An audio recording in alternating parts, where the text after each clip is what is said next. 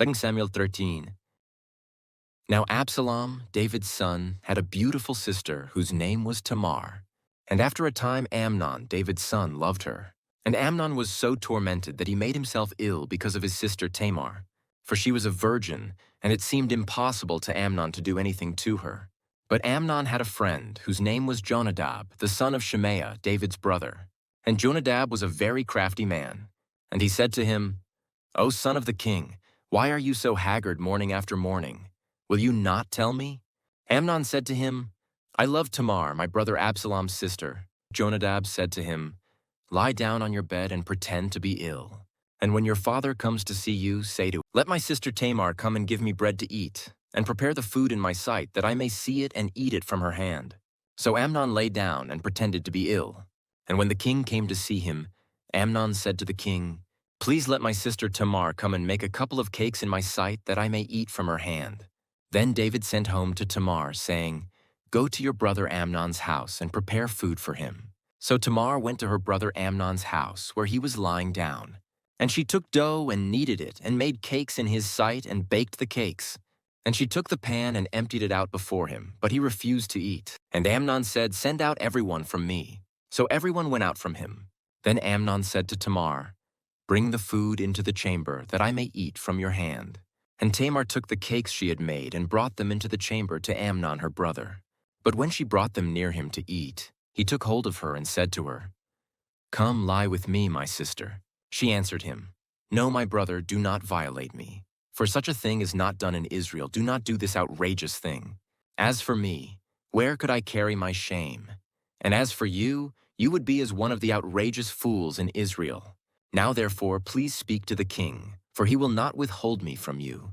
But he would not listen to her, and being stronger than she, he violated her and lay with her. Then Amnon hated her with very great hatred, so that the hatred with which he hated her was greater than the love with which he had loved her. And Amnon said to her, Get up, go. But she said to him, No, my brother, for this wrong in sending me away is greater than the other that you did to me. But he would not listen to her. He called the young man who served him and said, Put this woman out of my presence and bolt the door after her. Now she was wearing a long robe with sleeves, for thus were the virgin daughters of the king dressed. So his servant put her out and bolted the door after her. And Tamar put ashes on her head and tore the long robe that she wore. And she laid her hand on her head and went away, crying aloud as she went. And her brother Absalom said to her, Has Amnon your brother been with you? Now hold your peace, my sister. He is your brother, do not take this to heart. So Tamar lived, a desolate woman, in her brother Absalom's house. When King David heard of all these things, he was very angry. But Absalom spoke to Amnon neither good nor bad, for Absalom hated Amnon, because he had violated his sister Tamar. After 2 full years, Absalom had sheep-shearers at Baal-Hazor, which is near Ephraim, and Absalom invited all the king's sons. And Absalom came to the king and said, Behold, your servant has sheep-shearers. Please let the king and his servants go with your servant. But the king said to Absalom, No, my son, let us not all go, lest we be burdensome to you. He pressed him, but he would not go, but gave him his blessing. Then Absalom said, If not, please let my brother Amnon go with us. And the king said to him, Why should he go with you? But Absalom pressed him until he let Amnon and all the king's sons go with him.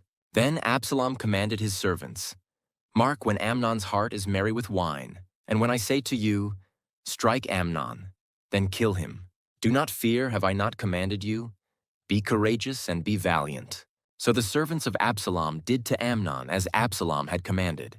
Then all the king's sons arose, and each mounted his mule and fled. While they were on the way, news came to David.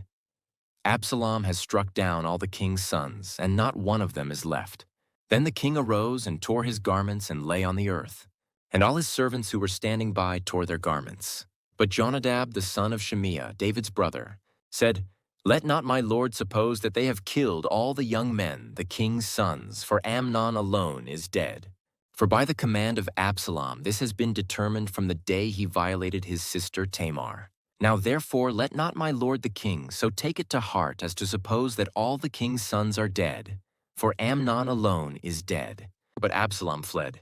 And the young man who kept the watch lifted up his eyes and looked, and behold, many people were coming from the road behind him by the side of the mountain. And Jonadab said to the king, Behold, the king's sons have come, as your servant said, so it has come about. And as soon as he had finished speaking, behold, the king's sons came and lifted up their voice and wept. And the king also and all his servants wept very bitterly. But Absalom fled and went to Talmai the son of Ammihud, king of Geshur. And David mourned for his son day after day. So Absalom fled and went to Geshur, and was there 3 years. And the spirit of the king longed to go out to Absalom, because he was comforted about Amnon, since he was dead.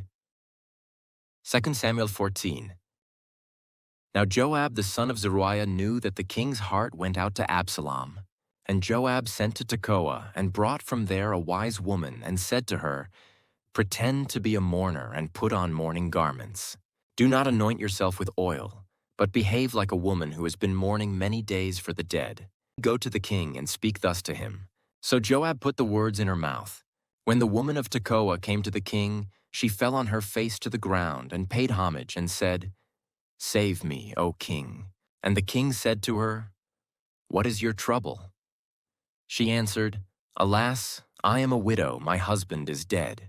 And your servant had 2 sons, and they quarreled with one another in the field. There was no one to separate them, and one struck the other and killed him. And now the whole clan has risen against your servant, and they say, Give up the man who struck his brother, that we may put him to death for the life of his brother whom he killed. And so they would destroy the heir also. Thus they would quench my coal that is left and leave to my husband neither name nor remnant on the face of the earth. Then the king said to the woman, Go to your house, and I will give orders concerning you. And the woman of Tekoa said to the king, On me be the guilt, my lord the king, and on my father's house let the king and his throne be guiltless.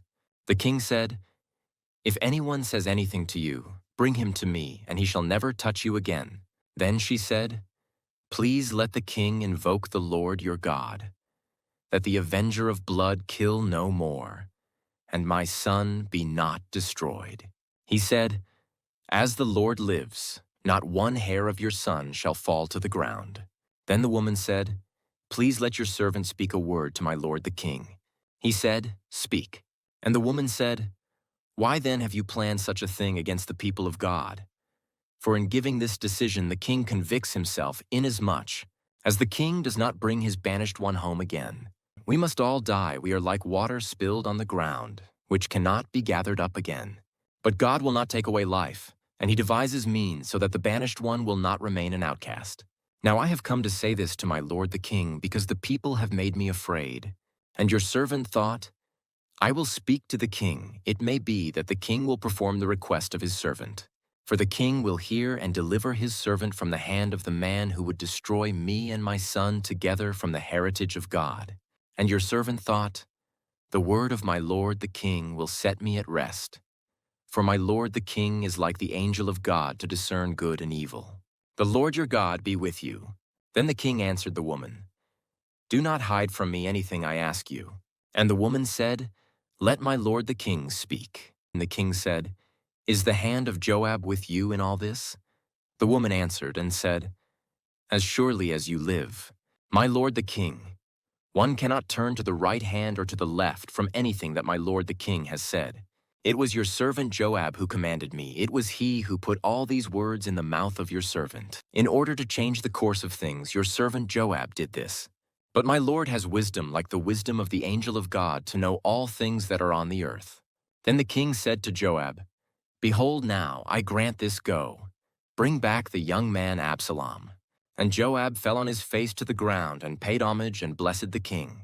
And Joab said, Today your servant knows that I have found favor in your sight, my lord the king, in that the king has granted the request of his servant. So Joab arose and went to Geshur and brought Absalom to Jerusalem. And the king said, Let him dwell apart in his own house. He is not to come into my presence.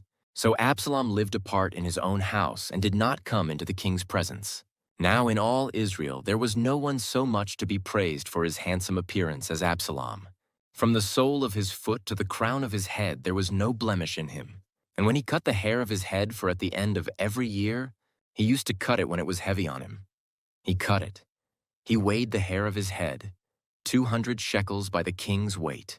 There were born to Absalom 3 sons and 1 daughter whose name was Tamar. She was a beautiful woman. So Absalom lived 2 full years in Jerusalem without coming into the king's presence. Then Absalom sent for Joab to send him to the king, but Joab would not come to him.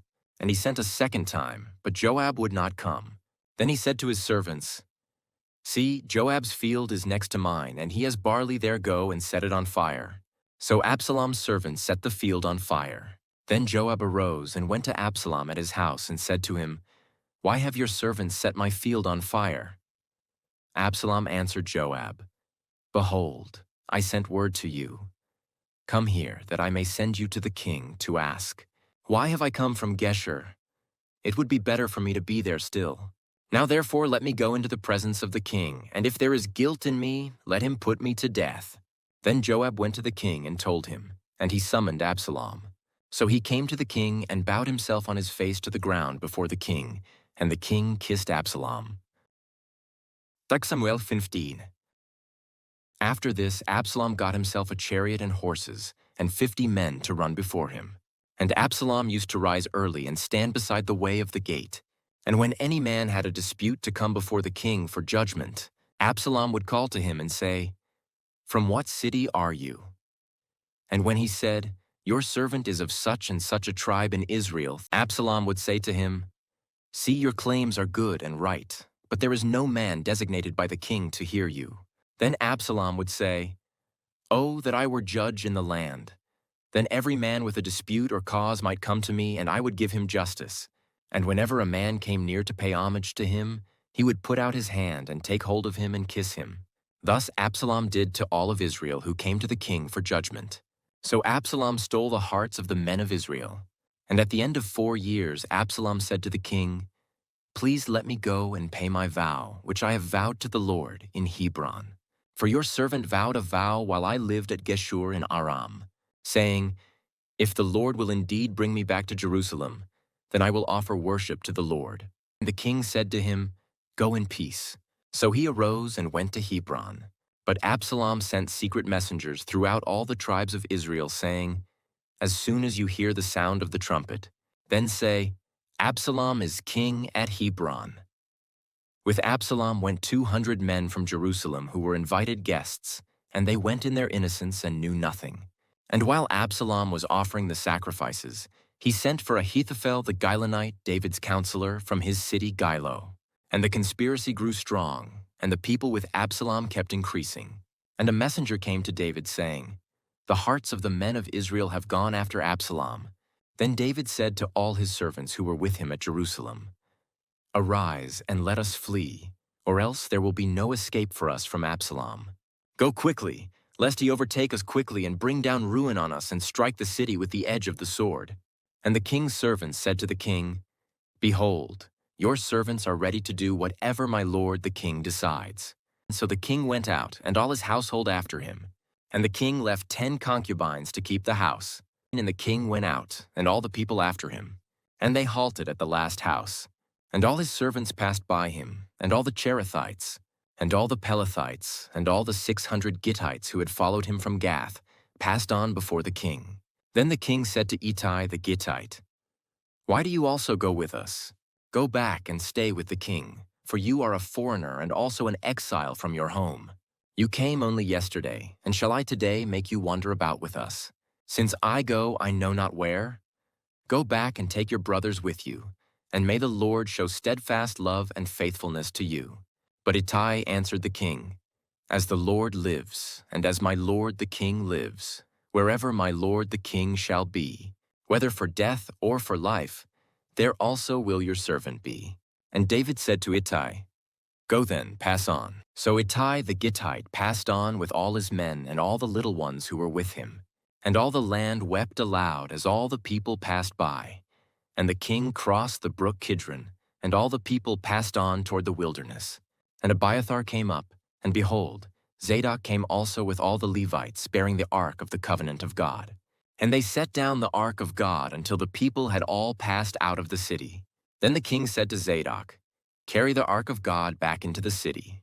If I find favor in the eyes of the Lord, he will bring me back and let me see both it and his dwelling place. But if he says, I have no pleasure in you, behold, here I am, let him do to me what seems good to him. The king also said to Zadok the priest, Are you not a seer? Go back to the city in peace with your 2 sons, Ahimaaz your son and Jonathan the son of Abiathar. See, I will wait at the fords of the wilderness until word comes from you to inform me. So Zadok and Abiathar carried the ark of God back to Jerusalem, and they remained there. But David went up the ascent of the Mount of Olives, weeping as he went, barefoot and with his head covered. And all the people who were with him covered their heads, and they went up weeping as they went. And it was told David, Ahithophel is among the conspirators with Absalom. And David said, O Lord, please turn the counsel of Ahithophel into foolishness. While David was coming to the summit, where God was worshipped, behold, Hushai the Archite came to meet him with his coat torn and dirt on his head. David said to him, If you go on with me, you will be a burden to me. But if you return to the city and say to Absalom, I will be your servant, O king, as I have been your father's servant in time past, so now I will be your servant. Then you will defeat for me the counsel of Ahithophel. Are not Zadok and Abiathar the priests with you there? So whatever you hear from the king's house, tell it to Zadok and Abiathar the priests. Behold, their 2 sons are with them there, Ahimaaz, Zadok's son, and Jonathan, Abiathar's son, and by them you shall send to me everything you hear. So Hushai, David's friend, came into the city, just as Absalom was entering Jerusalem.